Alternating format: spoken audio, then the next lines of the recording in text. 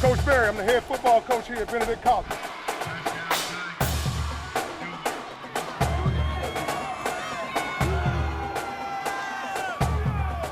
Welcome to the jungle, baby.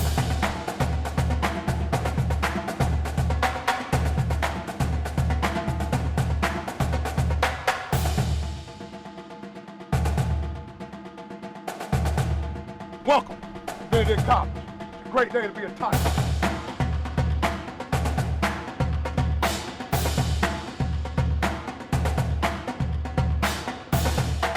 Welcome back. This is season 3, episode 2 of the Chennis Berry Show. Coach, how you living? You good? Man, I am amazing. It's Always a great good to day. see you, sir. It's a great day to be a Tiger, baby. Go Tigers. Go Tigers. I got to tell you, first off, this show is being brought to you by South Point Roofing Restoration. And we also have some other great sponsors, too, who are on board, like Goodwill, Lexington Medical Center, also Columbia Metropolitan Airport, Founders Credit Union. They are also on board, Prisma Health, and South Carolina Lottery, Education Lottery. Make sure you play responsibly, all right? We know you like to play. Play responsibly. And, of course, when you bet on purple and gold. Had a big old game in the Classic that you played and against Shaw University. What do you say? Shaw. I say Shaw. Shaw University. 52 zip. That's all we need to say right now. 1-0 is what you always say. Absolutely, man. To God be the glory one more time, man. Listen, man, wins are hard to come by. Yeah. We don't take them for granted, man. And, we found a way to accomplish the mission. The mission is the same mission every week. Right. And that's to go 1-0. I was very, very proud of our coaches, coming up with great game plans. Also proud of the players, man. They really came to play.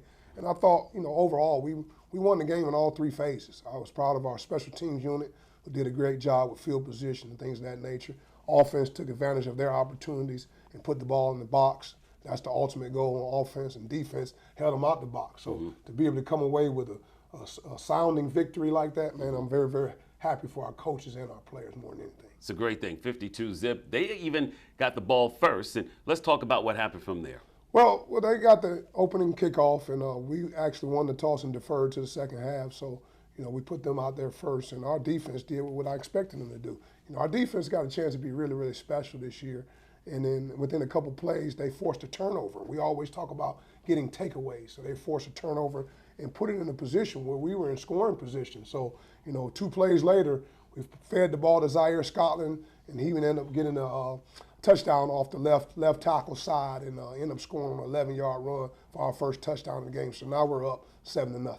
Then Tom Piccarello, he does the extra point. You guys kick the ball off the shore. What happens from that point? Well, our defense was playing ball, man, at that point. They had started a little bit slow, even though we did get a turnover. They were kind of moving the ball a little bit short. But our defense, and led by our defense coordinator, Coach O'Dafford, man, they stopped them then, man. They started playing really good ball and forcing those guys into 4th down situations. And those guys were going for it on 4th down, and our defense held on both times that they went for it on 4th down. So kudos to our defensive staff. But we were able to get the ball back on offense. And we had a nice little drive going. And one of our plays, our quarterback, Aeneas Dennis, who played lights out for his first start at Benedict College, he found our freshman. We have a true freshman by the name of Caden High, man. They were able to connect for a 70-yard big touchdown pass to put us up 14-0. Shaw is then forced to punt. Your kickoff return team puts some pressure on him. So this punt is muffed. Now he gets like a 15-yard punt, which you guys end up on the 29-yard line, and you're taking from there. Well, I'll tell you what, our defense had been playing really good ball. They forced them to a punting situation, so we sent our punt return team out there, and they put some amazing pressure on their punter, and that forced them to kind of muff it a little bit. And so we got great field position on offense. And I always tell our offense, when we get an opportunity to get the ball in scoring distance, we got to put it in the box. And we did just that. We were able to put a drive together, and then we ended up feeding it to our starting running back, Zaire Scotland, and he was able to go off left tackle and ended up getting another touchdown for the day, and now we're up 21-0. This game for your defense, they had to play strong because they weren't on the field a lot. You guys get the ball right back again.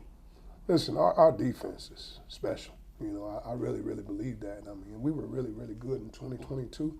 But I think we got a chance to be even better in 2023. And they gave the ball right back to us and giving us the opportunity to have the ball in scoring range again.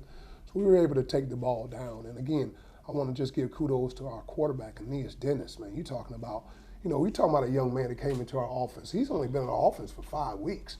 It usually takes guys that's been in this offense 2 or 3 years to really figure it out. And he's done it in 5 weeks. So he was able to take us down the field and manage the offense and put us in position to score again. And he was able to give the ball at this point to Jalen Taylor.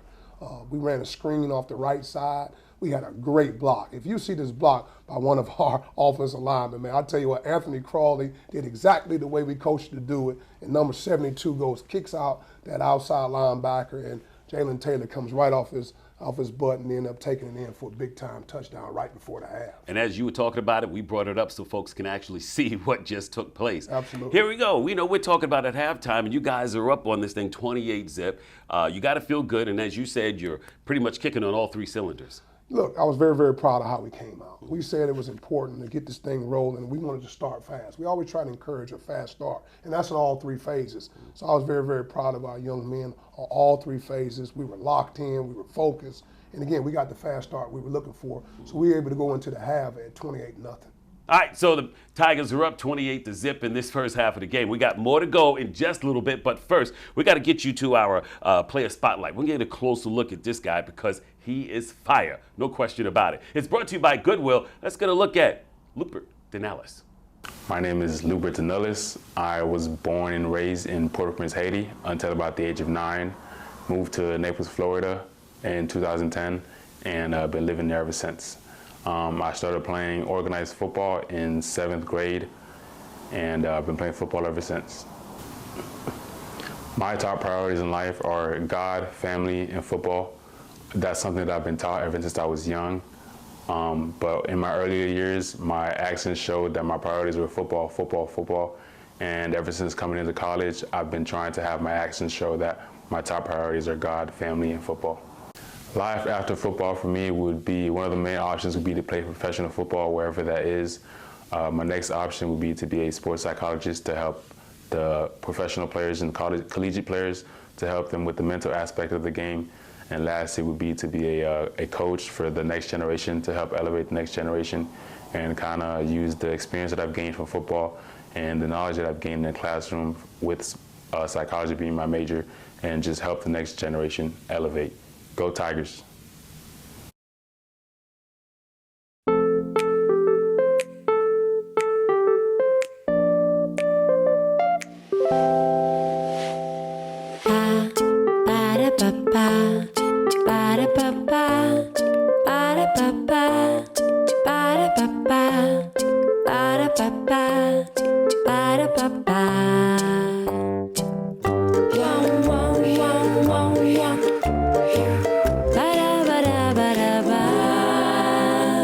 Your trip begins now.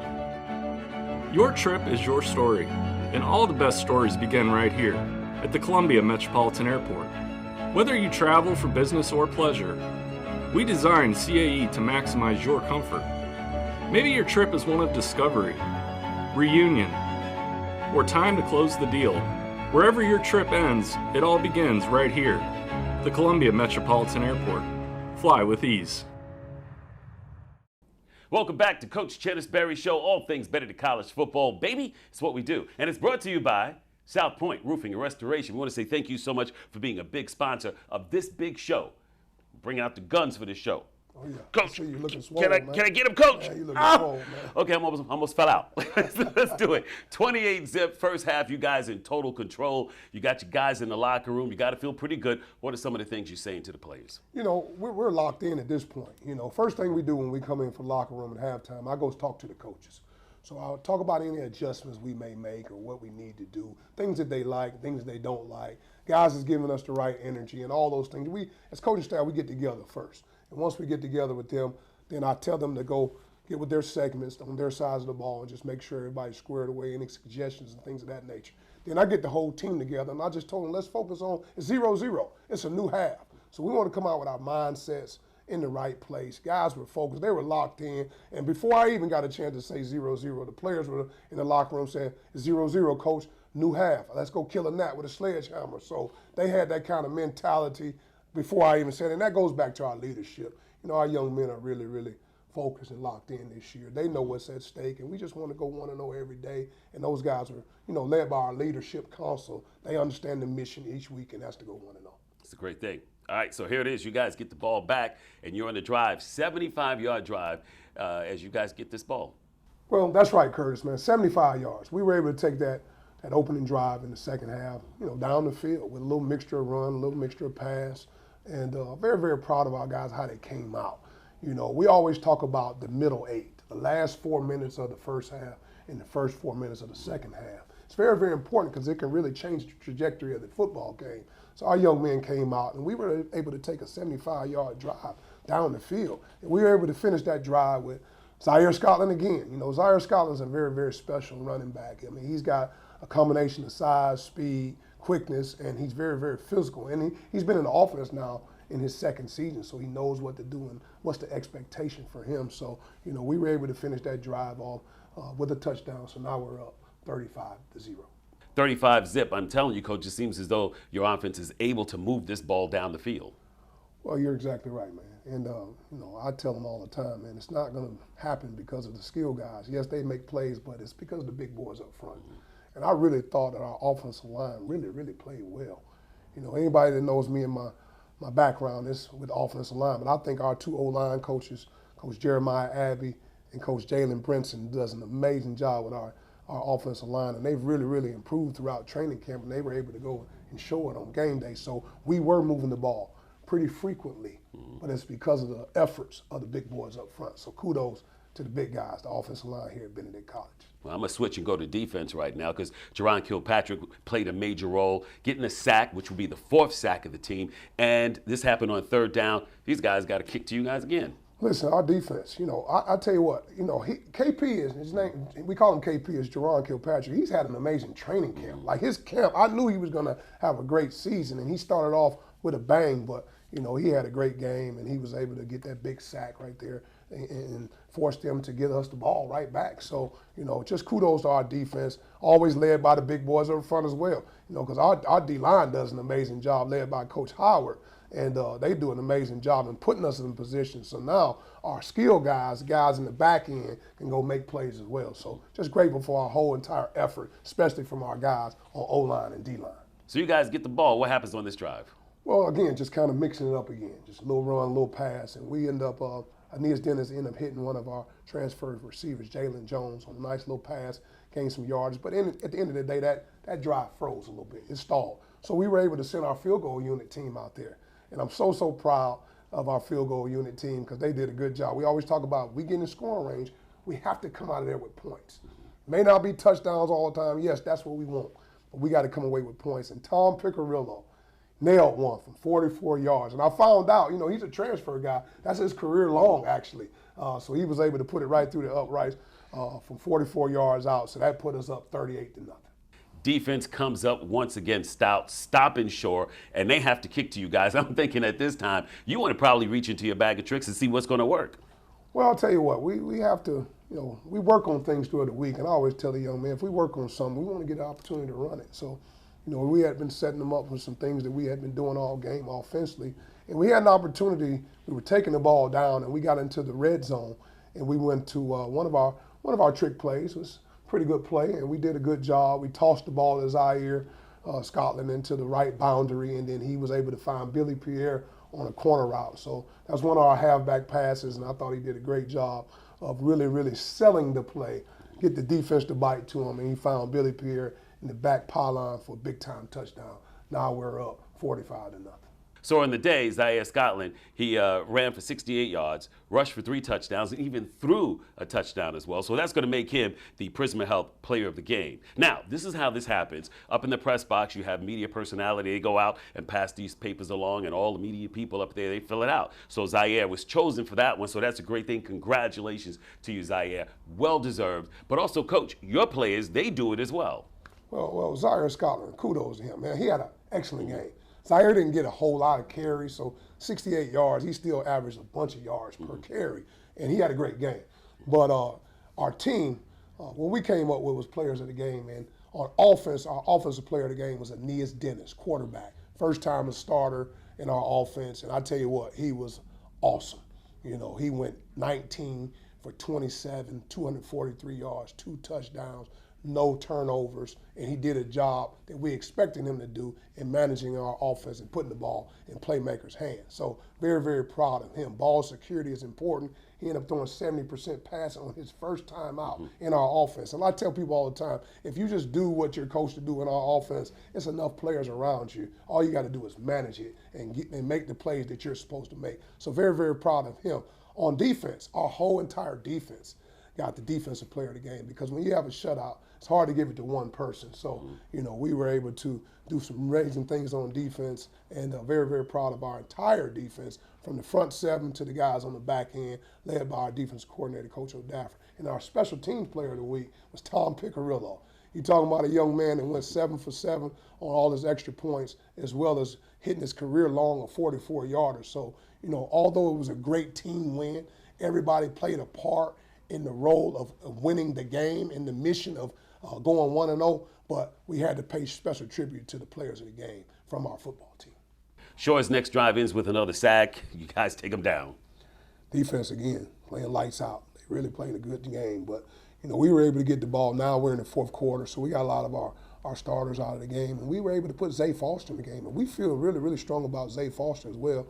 So his first drive, he was able to engineer a 69-yard drive where he took the guys down, but we got into a third down situation, and we ended up finding, we had to pass the ball because our objective was to try to run the ball and run the clock out, but he had to pass the ball on third down, and he ended up finding Billy Pierre on a nice 14-yard touchdown pass to really seal our scoring for the day. But I was very, very proud of those young men that we put in towards the end of the game. You're talking about some young men like Izzy Rhodes. Izzy Rhodes get in the game, running back, one of our younger running backs. He's talented as well, and he was able to get some explosive runs on that drive. And our young offensive linemen were able to get in. Zay Foster, like I say, he got in, got some reps, and we were able to don't change the mission. The mission still is to move the football, regardless of who's in the game. The standard is the standard, and we want everybody's best. And I thought they did a good job of engineering that drive to close out the scoring for that day. There it is, ending on a high note, 52-0. Great coming out of the gate. You talk about the three phases of the game. Your team did that and some, so you got to feel good about this. Feel really, really good. The mission every week is to go 1-0, and our young men we're chopping at the bit to get 2023 started. They had been hearing all the hoopla and all the celebrations about 2022, but I tell them all the time it's a new season, new team, but the same mission, and that's to go 1-0. So I was very, very proud of their focus. I was very, very proud of our coaches' preparation. All right, an old saying that Russell Wilson has coined has been very, very popular is the separation is in the preparation. So I thought our coaches and our players did a good job of preparing, getting ready for the 2023 season. So kudos to everybody. Kudos to the administration, the whole Benedict Tiger family, to find a way to get 1-0 for that very, very first game, the opening game of the season versus Shaw University. All right, great deal on this one. Congratulations to Benedict College family, because I know they're just as proud of you guys too. So what we want to do is take a closer look at our defensive coordinator. That's Jordan O'Daffer. He's this week's Coach's Spotlight, and it's brought to you by Lexington Medical Center. So let's turn our attention to Coach. Jordan O'Daffer, defensive coordinator, linebackers coach, Benedict College. Go Tigers. I got started in coaching at Rickards High School in Tallahassee, Florida. My former college coach, Maurice Johnson, connected me with one of his former teammates, and I worked there with him. I spent the next 3 years with that same coach at West Gaston High School as assistant head coach and defensive coordinator before I became a high school head coach at LaBelle High School in LaBelle, Florida. After that, I got into the college level, coaching across different places like at Adrian College in Michigan for Coach Deere, and places like Erskine College up here in beautiful South Carolina. Back at my hometown of Southeastern University in Lakeland, Florida, working with Tyrone Pettaway as my DC and with Coach Keith Bearfield as the head football coach there. And then right around the time COVID hit, I took a job here at Benedict College with head football coach Chennis, and it's been all up. Go Tigers. Coaching is an amazing profession and is built on networking and relationships. I was very fortunate that I've been impacted by amazing coaches, both as a player and as a coach. And I hate that I'm going to have to leave some people out here, but I want to start just by thanking anybody who's ever taken time to pour into me. If we talk scheme or technique or anything, I appreciate you taking time to pour into me. Because that's what our whole profession is about, pouring into others and sharing with one another. I want to make sure I give a big shout out to my high school coach, Coach Tony Williams. He still reaches out to this day and sends me like motivational messages, prayers, things like that. And he actually coached our corners coach, Coach Stiles, in high school also. We were high school teammates for a year. When I was in college, I was fortunate to be able to learn from 2 college football Hall of Famers, and Coach Billy Joe and Coach Joe Taylor at Florida A&M. Both amazing coaches. Both had different strengths and things that I was able to pick up from them. And then I would say after that, when I got into coaching, you know, one of my position coaches from Florida A&M, Coach Maurice Johnson, he's always been a resource for me, and he helped me land my first coaching position. And then from there, I coached high school for 6 years until I moved into the college ranks at the college level. I learned a lot from my first head coach, who was also our defensive coordinator, Coach Jim Deere. And I learned a lot from him about defensive structures, program organization, outlines, techniques for defensive players. So that was all very helpful. It just helped me keep getting 1% better every day. After that, my next big influence was probably when I worked at Southeastern University with our head football coach, Coach Bearfield, and our defensive coordinator, Coach Pettaway. With Coach Pettaway, I learned a lot about different structures that they used when he was at USC, Tennessee, a couple stints with NFL programs as well, and we still use some of those structures, coverages, looks, front stunts, and pressures to this day. And I also learned from him a lot about collaborating, working as a defensive coordinator and taking input from other coaches on your staff and working hand in hand, not in competition, but with collaboration. My head coach there, Coach Bearfield, what I learned from him was a lot about program organization. He's one of the only coaches in NAIA history to take 3 different programs to the playoffs. He started numerous programs. He's one of the winningest coaches in NAIA history. Again, I learned a lot from him about structure and organization and running a program. And there I was also able to learn as a coordinator still how to become better and press and organize some of my structure there as a special teams coordinator. The next person I would say I learned a lot from was when I worked with Coach Shat Boyd at Erskine College, helping him build a program from the ground up, basically building all of our processes out, and from nothing, you know, not a single player on campus, didn't have a weight room. I helped design the weight room, you know, got players to campus, designed every part of our program together. So that's been helpful because everywhere I've been since then, I've been asked to help put policies and procedures in place. And then obviously come 2020, when I came to Benedict College in Columbia, South Carolina, I've been very fortunate to sit across the table from one of the sharpest offensive minds in the country, and questions, issues, problems that they present to our defense, I have to find solutions for us. That helps us to work ahead because we see so much from our offense that we're usually prepared for our opponents well in advance. So when people talk about their favorite coaching memories, it's easy to point out a come from behind victory or an overtime win. Maybe it's a conference championship, which, don't get me wrong, all those are amazing. We got stories about those too. But for me, my favorite memory in coaching is when my guys graduate. You know, seeing them take the things they've learned here, go across that stage, prepare themselves to go and take the next step into their lives. And that's when we know that our job's complete. Not that we got them ready to play and win on a Saturday, but we help them to get ready to play and win in the game of life. Go Tigers. At Lexington Medical Center, we want you to lead a long and healthy life, and we're here to help you do just that. Our experienced team of healthcare professionals wants nothing more than to help make you well again. Take good care of yourself, and remember, we're here for you whenever you need us. If you don't already have a doctor or you're looking for a new one, choose from more than 70 physician practices at Lexington Medical Center. We wish you a lifetime of good health and happiness. Be well. Life moves fast, and while you're raising future MVPs, it's good to know you've got a teammate with Founders, a partner you can trust to always have your back, with products and services that give you the freedom to focus on the more important things. While you're sharing those moments, remember, we're here for one single reason: to help grow your financial success. So when the game is done, you can relax, because at Founders, our most valuable player is you. You've never been afraid to put in the work. The extra early, extra late, extra work.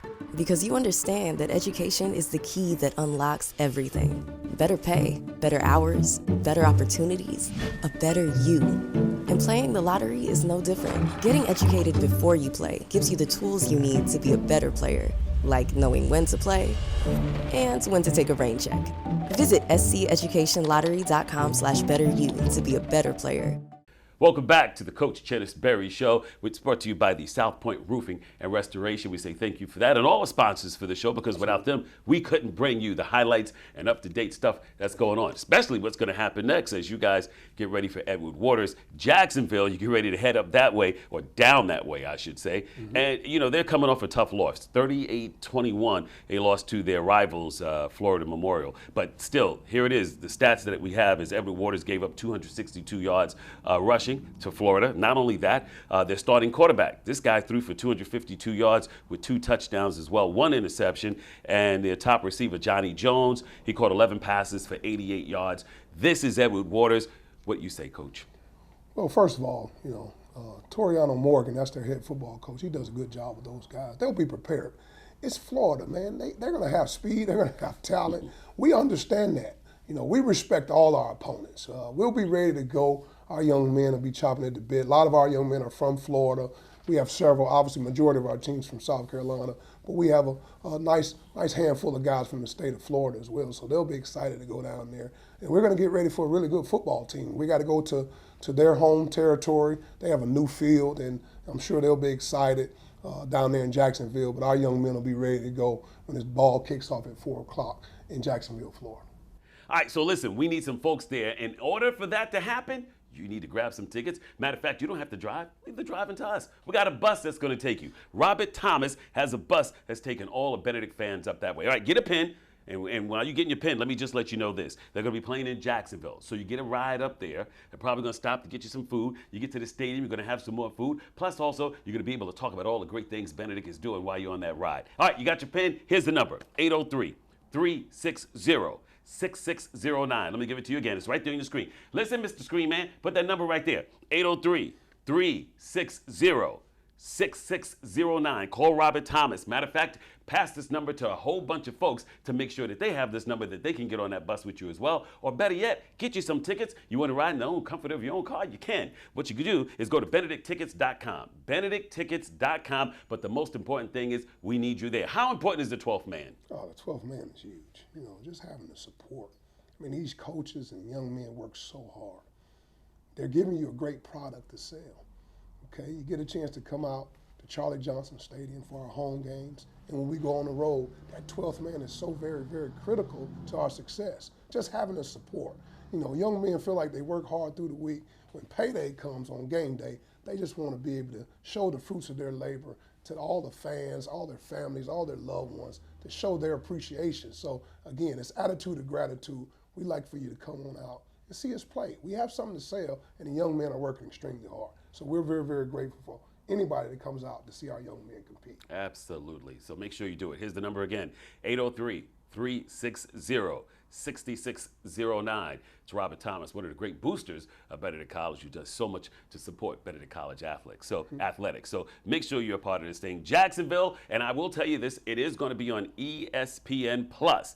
But there's nothing better than being right there in that stadium, having your hot dog and your nice beverage and cheering on your BC Tigers. So cool to be in that atmosphere. That's right. Absolutely. You know what I mean? Very, very grateful. Listen, we want to say thank you again to South Point Roofing Restoration and all our sponsors like Lexington Medical Center, Metropolitan, Columbia Metropolitan Airport, Founders Credit Union, as well as Prisma Health, and also South Carolina Education Lottery. All these folks, some just jumping on because they know that what Benedict is building over here, and other ones that have been with us for a long time. Even when we were struggling, they were hanging in because they believed in BC. And of course, we believe in you, Coach. Appreciate it. Really, really appreciate everybody's support. The community has been great. The administration has been great. The campus, I'm talking about, they're fired up about Benedict College football. So we're grateful for everybody's support. And it's a great day to be a Tiger, no doubt about it. All right, there it is. Coach Chennis Berry Show. We appreciate you watching. Coach, thank you for being here as well. Because if it wasn't you, we couldn't call it Chennis Berry. Let's get it. Go Tigers.